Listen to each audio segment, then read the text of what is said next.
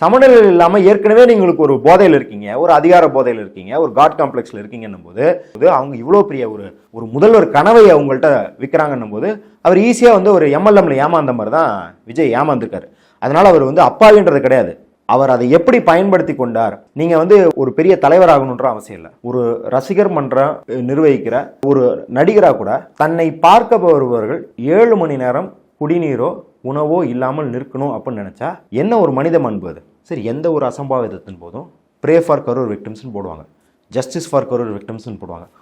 முதல்ல இறந்த 40 பேரை கண்டுக்காம அந்த நடிகருக்காக ஸ்டாண்டு வித் விஜய் அப்படின்னு போடுற ஒரு பட்டாளத்தை உருவாக்கிய ஒரு நபரை நம்ம இப்போதான் பார்க்குறோம். அப்படின்னும் போது இதை நம்ம வந்து ஒரு தாவேக்காவோட பிரச்சனை அப்படின்னு பார்க்காம எப்படி பொதுவான ஒரு அரசியல் டிஜிட்டல் மார்க்கெட்டிங்கை நோக்கி வந்திருக்கு அப்படின்னு சொன்னோம். அதே போல் வந்து இது பொதுவான ஒரு இளைஞர்கள் பிரச்சனை, அதை விஜய் கையில் எடுத்துக்கொண்டார். இந்த பிரச்சனையை நீங்கள் சால்வ் பண்ணல, இளைஞர்களுக்கான இந்த பிரச்சனையை நீங்கள் சால்வ் பண்ணல அப்படின்னா விஜய்னு கிடையாது, ஒரு 10 வருஷம் கழிச்சு பிரதீப் ரங்கநாதன் இதே பண்ண என்ன பண்ணுவோம், பண்ணுவார் பண்ணலங்கிறல, ஆனால் பண்ண முடியுமே. அதுதான்